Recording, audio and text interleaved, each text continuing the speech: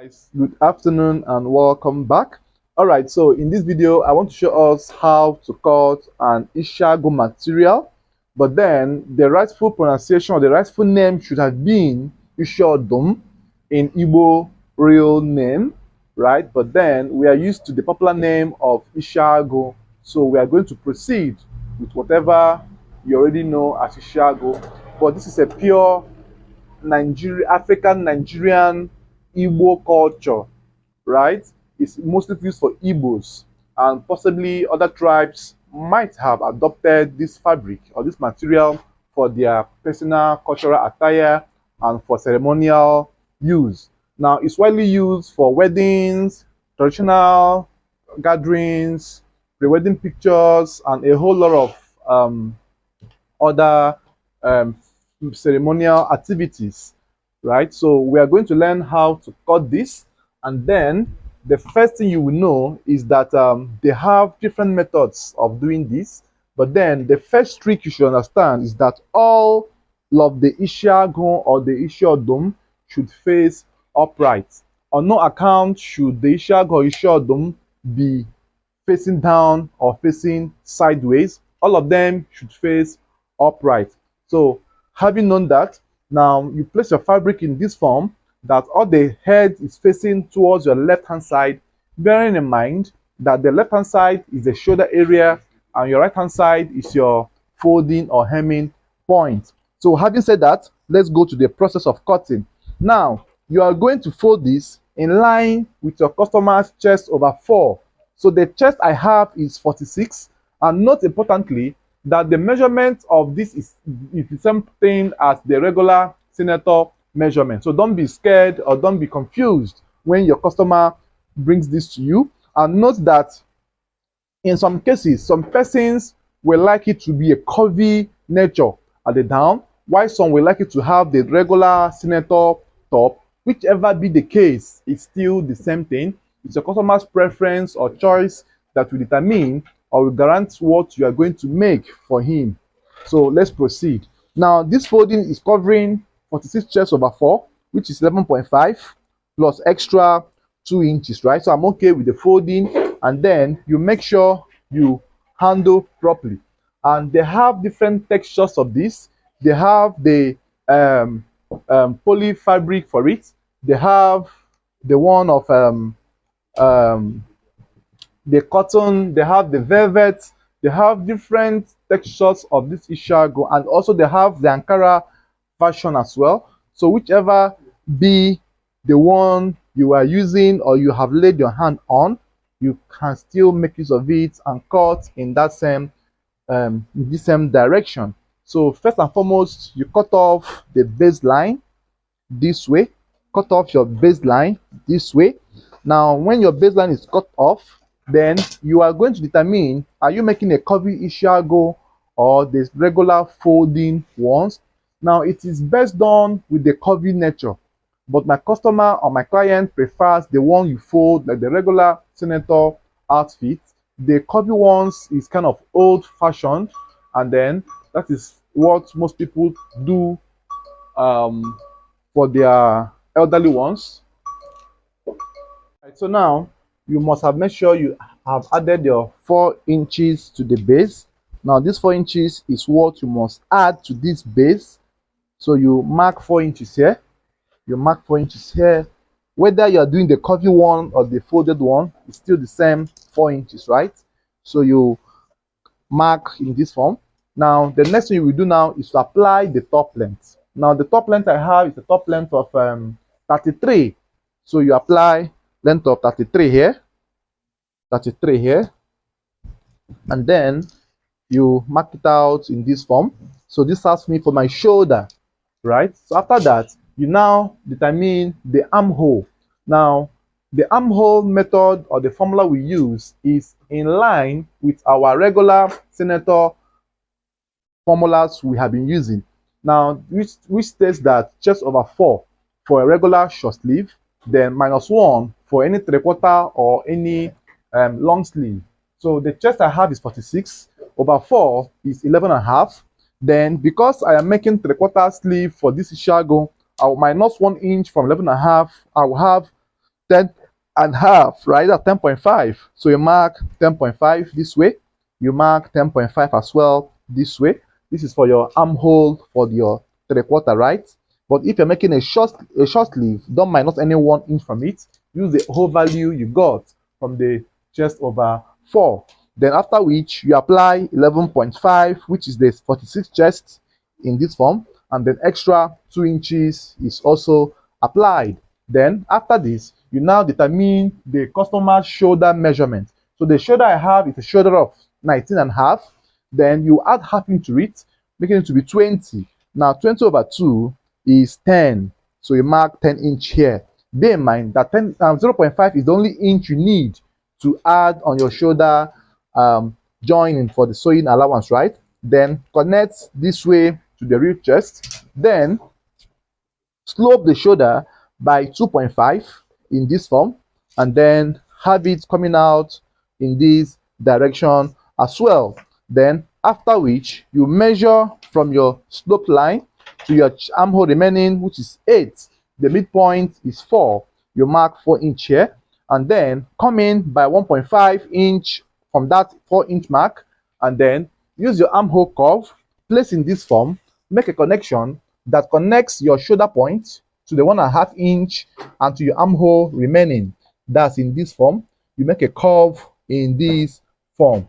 Then after which, the next you will do is for your neck calculation. The neck we have is neck of 17.5.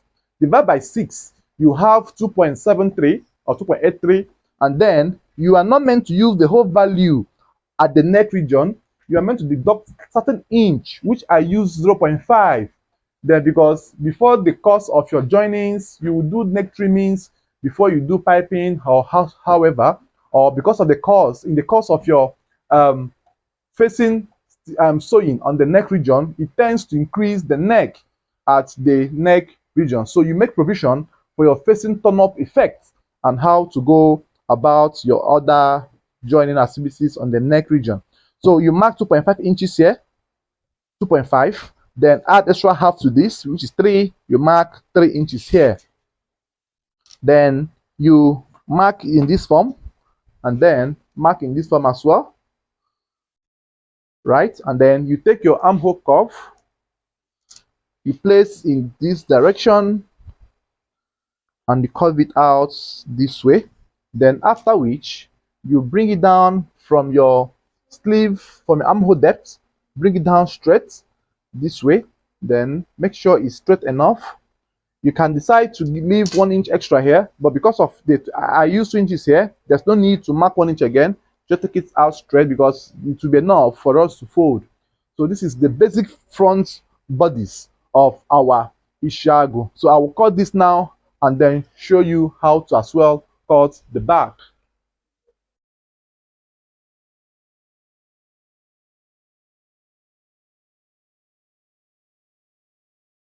All right, so now I am done cutting the front. So let's now cut the back. Like I said, you make sure all the Ishiagu is facing upright. So you just have to fold this again. Fold with that same width of 46 over 4 plus extra 2 inches. So you fold this in this form and make sure it is still giving you the same nature. Then with this now, you place as well. Then I usually like leaving 1 inch extra at the hem. I will show you the results when we get to the sewing stage of this our Ishiagu top. Then for some of us who might want to leave or have the curvy nature, you have to curve it from here and then mark 3 inches high from the hem allowance, 3 inches high, and then curve in that direction to go in this form. So you have the curve coming in this form. For some of us that might want to have the curvy nature as the style they want to cut, right? Then in closing, you also give some extra considerations while closing. Then after this now, then the next thing you will do now is to make sure you get 3 inches mark extra at the shoulder area, 3 inches mark extra here, 3 inches high. Then after this, mark 2.5 this way, and then take your ruler and connect in this form, and then After this, you slant your ruler half inch from the straight line or 3/4 inch this way, slant it outrightly this way, and then 1.5 inches deep for the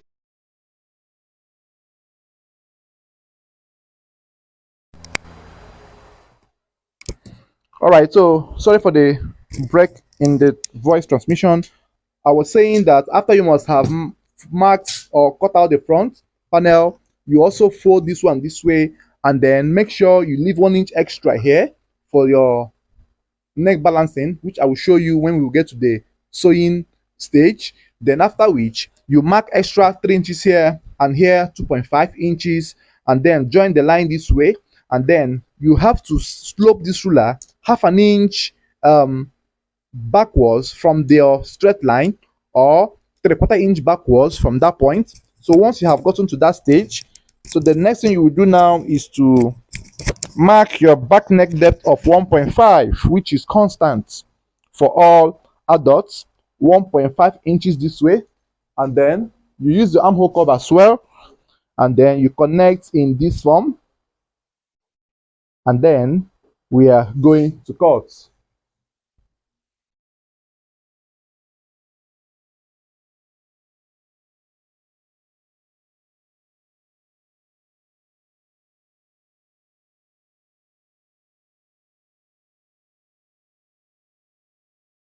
All right, so now I have finished cutting the front and the back panel. It's now time for me to cut the sleeve. Now, please, in the sleeve cutting, you must make sure you cut the sleeve one after the other, because the moment you try to cut the sleeves together, one of the sleeves head, the shag will be facing down and one will be facing up. So this is where most of us ruin the success of the clothes. You can only cut the sleeve once if the fabric is still remaining enough on the widthward direction, and then you fold in this direction, right? But the moment you fold it backwards this way or downward this way, you have inverted one of the head to be facing downwards, and you have ruined the outcome and the finishing of your ishiago. So since my fabric is not enough to cut in whichward direction folding, I will fold it once this way. And then what is my guideline to fold this sleeve? My guideline will be from my customer's bicep measurement, which happens to be 15.5. So divided by 2 is going to give us 7.75, and then you add extra 4 inches to it. So I have 7.75 this way, and then I add extra 4 inches to it. So I have the folding is correct in this form. So this is the guideline to get the actual folding that will be enough to cover your sleeve, your stitching of the sleeve on the body of the outfit. Then after that, the next you will do now is to mark out your baseline in this form. Mark out your baseline in this form, and then I use 3 inches in folding or 2.5. Let's use 2.5 this way, 2.5 inches in folding this way, and then after which I mark it out in this form again, and then I apply the sleeve length, which I happen to have 15 for the 3/4 sleeve length. So add half inch to it. The half inch of the sleeve length, it will be to join to the shoulder. So 15 inches and plus half, 15.5. So you mark in this form, and then you connect straight line this way. And then for the inner seam or inner arm, you come down by 4 to 4.5 this way, and then mark your elbow measurement or wherever the sleeve length will reach. You must make sure you measure the round sleeve of that point. So which I have to be 14 by 2 is 7. So mark 7 this way. Extra 1.5 or 1 inch is needed. Then you go out in this direction, and then they have different sleeve patterns you can use to achieve your sleeve, but then the simple one I use is called the inverted sleeve pattern or the suit sleeve pattern. Then draw a straight line from the 4.5 inches here down to the sleeve unfold, and then measure the total distance from here to this point, 15. Middle is 7.5. The middle of 7.5 is 3.25. 3.75 this way, right? And then 3.75 again this way, right? And then after this, leave this is the middle of the whole distance. Then from the first quarter, come up by half an inch, right? Leave the middle one, come down to the last quarter by half an inch as well, and then make a connection from here to the half an inch here to the midpoint and to the one low, and then you go out to this point. It's called the inverted sleeve pattern for your senators. It can be used for senators, for shirts, anything native outfit for male and female. This pattern can suit any of them. Then connect to this point, and then you cut. So we have achieved our sleeve cutting in a form that will suit our customer and won't have any other problem. So I will cut this now and place again and cut the second one for us to see how it's being cut.